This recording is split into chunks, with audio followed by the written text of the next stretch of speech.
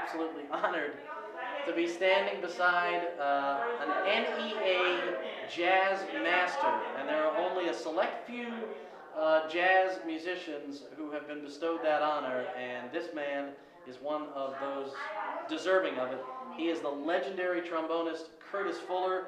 He's here moments away from heading out onto the main stage of Jazz in the Square to lead his super band with Randy Brecker and Jason Marsalis and three other tremendously talented cats to perform out here in Syracuse. First of all, Curtis, it's a pleasure to have you here in Syracuse. Welcome, and what a thrill it must be to have you and Jason and Randy sharing a stage together. I know you guys probably don't get to play together that often, so... We do once in a while. But tell us a little bit about the band that you've assembled here tonight.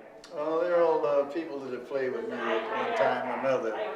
Randy's done several things for me over the years, even when he was with his brother Michael Brecker. They were both jazz people, even though they had hits in some other areas. And Jason recorded with me when he was much younger in New Orleans. And Javon Alexander, the saxophone, who took Renee's McLean's place because he's very ill. He opened the show for me, with me, at University of Hartford only a couple months ago. Wow. So these are people I know of their talent, otherwise they wouldn't be here, you know.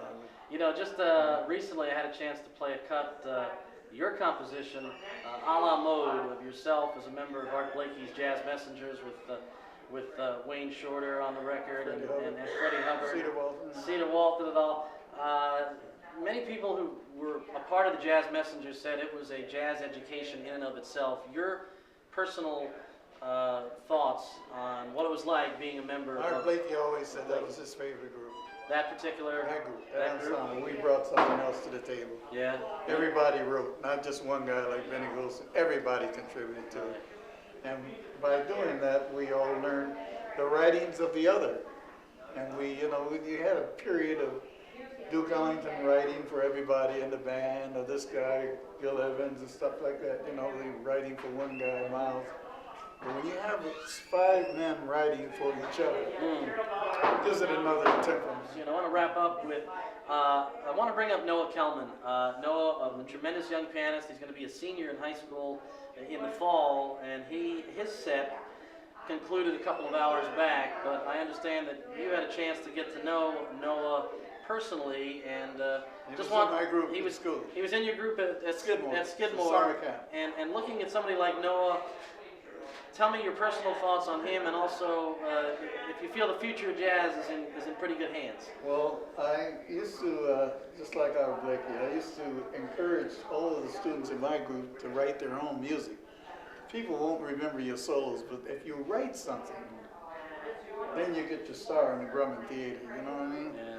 And you leave something here. Your music will go in the Smithsonian, something. They won't have it. How many solos do they have in the Smithsonian? Right. No, so you leave your mark by doing that. Handprint or something. It's like a baby gets his print, stays there forever. Yeah. But and I encourage him to do that. What caught my attention with Noah, he used to go to sleep at the piano. He was only 13 or 14 years old. Every time he'd come to class, I just get on him. I didn't berate him. Yeah. He had so much talent. Yeah. And then he came in with this little song, and then another little song. And he kept on, and he said, this kid's going to be a prolific writer, you know. And each song had a little more exquisite touch to it, you know, not haphazard, just jotting down a phrase. Anyway, I told him about the Kennedy Center where I work every spring, the Jazz Ahead program with Dr. Billy Taylor. Yes. And I got him there this year, and Billy Taylor took to him, and all the international students fell in love with him. He became the darling of the set. Wow. Well, I'll tell you what, he's just scratching the surface of oh yeah, he's a long way to go. He's got a long way to go. But he's on the road. He's on the road, and if he can achieve the heights that this man, Curtis Fuller, has achieved, then... He's surpassed me by far. No, seriously. He's played with Train, Blakey, Benny Golson tonight, along with Jason Marsalis, Randy Brecker. He leads his super band. He is an NEA jazz master, and he is a true Jim on the trombone, Curtis Fuller. It's been my pleasure. I forgot to say Billie Holiday and Lester Young. Billie Holiday and Tom Lester. Basie Orchestra, Dizzy's Orchestra, Quincy Jones. We're going to run out of tape if he keeps going. Curtis Fuller, you're watching it on WAER. Even Maynard Ferguson. All right, you're watching it on WAER.org. All right.